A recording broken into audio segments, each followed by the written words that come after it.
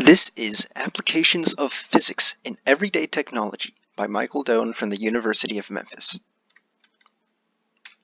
As Surway so succinctly puts it in our textbook, the goal of physics is to provide an understanding of the physical world.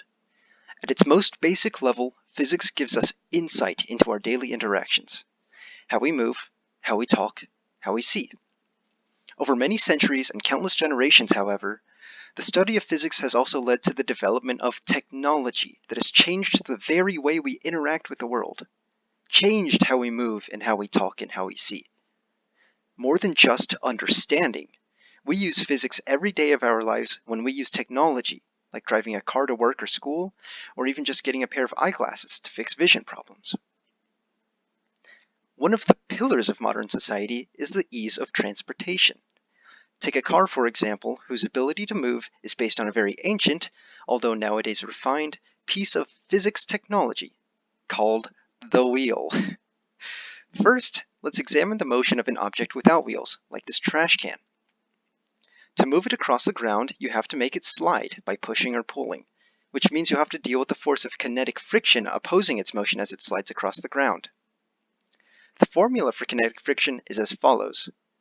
F sub k, the force of kinetic friction, is equal to mu, the coefficient of friction, times the normal force. On a flat surface, the magnitude of the normal force is equal to the force of gravity, which is proportional to the object's mass. So when you take an object as massive as a car, it takes a massive amount of force to continue pushing it because its mass, and thus its normal force and coinciding friction force, is so large. On the other hand, an object with wheels doesn't have to oppose friction. In fact, wheels need friction on the ground for traction as they pivot about the axle. Wheeled objects still have to contend with friction between the wheels and the axles, but otherwise they mitigate the effect of friction on the ground by rolling instead of sliding. As you get closer and closer to a frictionless surface, however, wheels become increasingly less useful as they lose traction. Just think of using roller skates on the street versus ice skates on ice, and what would happen if you swapped them around. Cars' safety mechanisms also rely on Newton's laws of motion in order to protect you in the event of a crash. The first line of defense is the seatbelt. Newton's first law states that an object moves at constant velocity unless acted on by a force. When a moving car crashes into another object, the car exerts a force on the struck object. But Newton's third law tells us that the object also exerts an equal force back on the car, resulting in a negative change to the car's acceleration.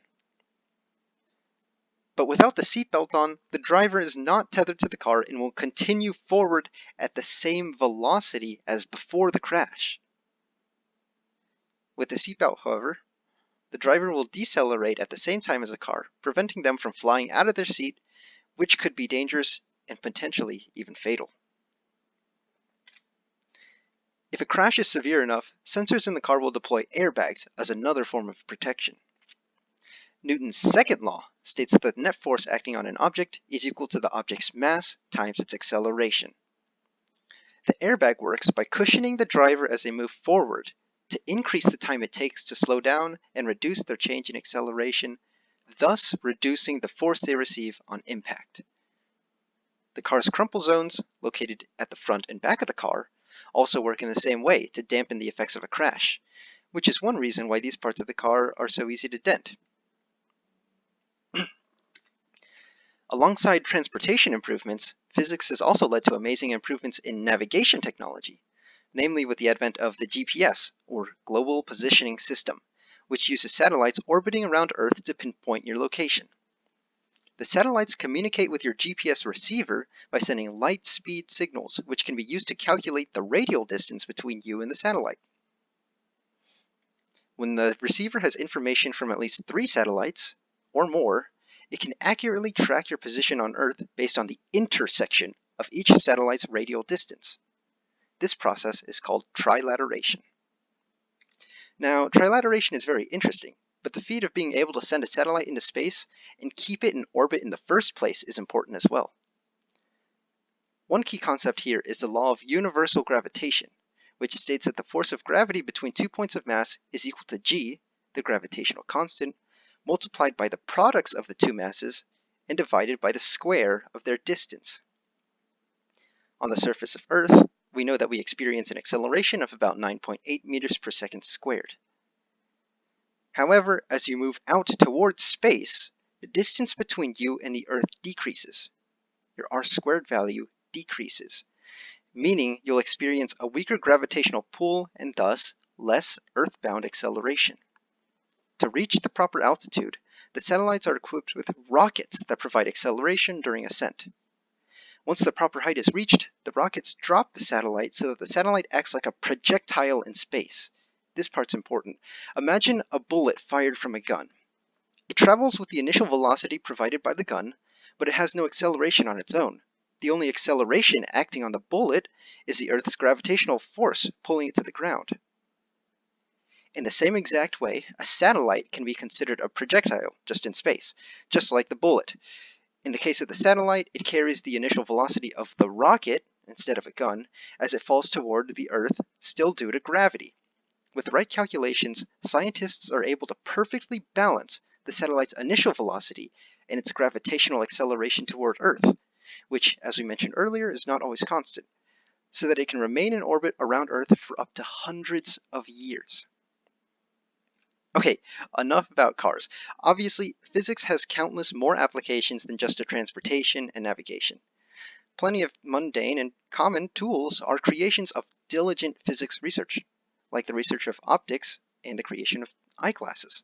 My eyeglasses allow me to see the world nearly perfectly, despite my poor eyesight, by essentially manipulating light rays to change how my eyes see the image of an object.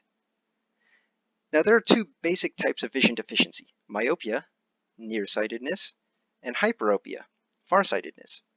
In myopic eyes, or nearsighted eyes, light rays that are reflected from distant objects converge before they reach the retina, so the image produced by your brain is blurry. To fix this, glasses for nearsighted eyes have a diverging or concave lens, which bends the light rays from faraway objects to create an image that is close enough to the eye to reach the retina properly.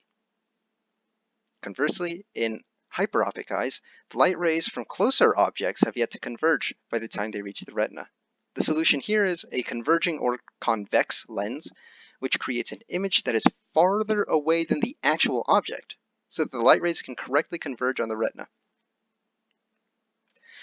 Physics is also a key factor in a myriad of hobbies, too.